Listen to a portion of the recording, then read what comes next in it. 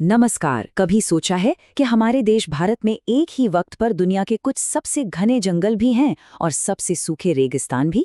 आज हम भारत की प्राकृतिक वनस्पति की इसी कमाल की दुनिया में एक बहुत ही दिलचस्प सफर पर निकलने वाले हैं। तो चलिए इस पूरी चर्चा की शुरुआत एक सीधे से सवाल से करते हैं। आखिर ऐसा क्यों है कि एक तरफ हमारे पास हिमालय के ऊंचे हरे भरे जंगल हैं, तो दूसरी तरफ राजस्थान के फैले हुए कंटीले मैदान? एक ही देश में पेड़ पौधों में इतना बड़ा अंतर क्यों देखने को मिलता है? आज हम मिलकर इसी क्यों का जवाब ढूंढेंगे।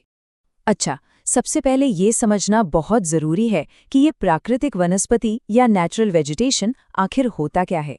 देखिए, ये उन पेड़ पौधों का समूह है जो किसी इंसान की मदद के बिना अपने आप उगता है। ये पौधे अपने आसपास की मिट्टी और मौसम के हिसाब से खुद को पूरी तरह ढाल लेते हैं और यही बात इन्हें बहुत खास बनाती है। ये जो नक्शा है, ये हमारी आज की यात्रा का गाइड है। इसमें भारत के 5 मुख्य तरह के जंगलों को दिखाया गया है, जहां के पेड़ पौधे एक दूसरे से बिल्कुल अलग हैं। तो चलिए एक एक करके इन सभी जगहों पर चलते हैं और इनके राज जानते हैं। तो हमारा सफर कुछ इस तरह का रहेगा। पहले प्राकृतिक वनस्पति को समझेंगे, फिर हम भारत के रेन फॉरेस्ट्स यानी सदाबहार वनों को देखेंगे, उसके बाद पर्णपाती, फिर पहाड़ी और कंटीले वन, और फिर खास तटीय वनों की बात करेंगे, और आखिर में ये भी समझेंगे कि इन्हें बचाना हमारी जिम्मेदारी क्यों है। तो चलिए अपने इस रोमांचक सफर की शुरुआत करते हैं भारत के उन इलाकों से जहां सबसे ज्यादा बारिश होती है, मतलब हमारे अपने वर्षावन, जिन्हें हम कहते हैं रेन फॉरेस्ट्स। ये जो घने हरे भरे जंगल हैं, ये भारत में 3 खास जगहों पर मिलते हैं। एक तो पश्चिमी घाट की ढलानों पर, दूसरा उत्तर पूर्वी भारत की पहाड़ियों में, और तीसरा अंडमान और निकोबार द्वीप समूह में। इन जगहों पर हरियाली और जीवन अपने पूरे जोरों पर होता है। अब सवाल ये है कि ये जंगल इतने घने क्यों हैं? इसका राज यहाँ के मौसम में छिपा है। ये उन जगहों पर उगते हैं जहाँ बहुत गर्मी और नमी होती है, जहाँ साल में 200 सेंटीमीटर से भी ज्यादा बारिश होती है और तापमान भी 22 डिग्री सेल्सियस से ऊपर रहता है। बस यही गर्मी और बारिश का मेल इनकी इतनी घनी हरियाली की असली वजह है। इन जंगलों की बनावट, पता है, एक मल्टी स्टोरी बिल्डिंग जैसी होती है।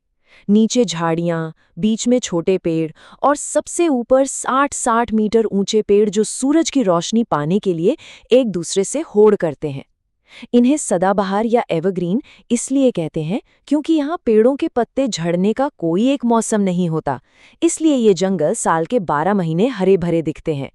रोजवुड और महोगनी जैसी महंगी लकड़ियां भी इन्हीं जंगलों में मिलती हैं। जरा सोचिए एक ऐसे जंगल के बारे में जहां पेड़ों की डालियां और पत्ते इतने घने हों कि सूरज की रोशनी भी मुश्किल से जमीन तक पहुंच पाए। ये वन बिल्कुल वैसे ही हैं, एक जीती जागती सांस लेती हुई हरी भरी दुनिया। चलिए अब भारत के दिल में चलते हैं, उन जंगलों की तरफ जो भारत के सबसे बड़े हिस्से में फैले हुए हैं और जिनका सीधा सीधा रिश्ता हमारे मॉनसून से है। ये जो मॉनसूनी वन है, ये भी 2 तरह के होते हैं और इनमें फर्क सिर्फ बारिश की मात्रा का है। जहां 100 से 200 सेंटीमीटर तक बारिश होते हैं, वहां हमें मिलते हैं आर्द्र पर्णपाती वन, जहां सागवान और साल जैसे बहुत कीमती पेड़ उगते हैं। और जहां बारिश थोड़ी कम यानी 70 से 100 सेंटीमीटर होती है, वहां शुष्क पर्णपाती वन पाए जाते हैं। चंदन का पेड़ भी यहीं मिलता है, जिसकी बहुत ज्यादा मांग की वजह से इसकी तस्करी एक बड़ी समस्या बन गई है। इन जंगलों का पूरा जीवन मानसून के इर्द गिर्द घूमता है। जब सूखी गर्मियां आती हैं तो ये पेड़ पानी बचाने के लिए अपनी सारी पत्तियां गिरा देते हैं, और जैसे ही मानसून की पहली फुहार पड़ती है, इनमें मानो नई जान आ जाती है और ये फिर से हरे भरे हो जाते हैं। यही वजह है कि भारत का ज्यादातर हिस्सा इन्हीं जंगलों से ढका हुआ है। अब हम अपनी यात्रा के 2 बिल्कुल अलग छोरों पर चलते हैं। एक तरफ भारत के गर्म तपते रेगिस्तान और दूसरी तरफ बर्फीले पहाड़। ये भारत के मौसम की अद्भुत कहानी है, जहां एक ही समय में 2 एकदम अलग दुनिया बसती हैं। तो पहले बात करते हैं उन कंटीले वनों की, जो उन इलाकों में पाए जाते हैं जहां बारिश का नामो निशान नहीं होता। इन जंगलों को बस एक ही चीज चाहिए, या यूं कहें कि एक ही चीज की कमी चाहिए, और वो है पानी। ये उन जगहों पर पनपते हैं जहां साल भर में 50 सेंटीमीटर से भी कम बारिश होती है। सोचिए, जिंदा रहने के लिए ये कितना मुश्किल माहौल है। तो सवाल ये है कि यहाँ पौधे जिंदा कैसे रहते हैं? जवाब है एडेप्टेशन, यानी खुद को माहौल के हिसाब से ढाल लेना। पानी बचाने के लिए यहाँ के पौधे अपनी पत्तियों को कांटों में बदल देते हैं। बबूल, बेर और खेजड़ी जैसे पेड़ इसी कला में माहिर हैं। खेजड़ी को तो रेगिस्तान का कल्पवृक्ष भी कहते हैं, क्योंकि इसका हर हिस्सा वहाँ के लोगों के काम आता है। यहाँ का नज़ारा कुछ ऐसा होता है, दूर दूर तक फैली कंटीली झाड़ियाँ और सूखी घास। ये प्रकृति की जिंदा रहने की जबरदस्त इच्छा का एक जीता जागता सबूत है। तो चलिए अब रेगिस्तान की तपती गर्मी से सीधा चलते हैं हिमालय की बर्फीली ऊंचाइयों पर। यहाँ का नज़ारा बिल्कुल अलग है, ऐसा लगेगा जैसे हम किसी दूसरे ही देश में आ गए हैं।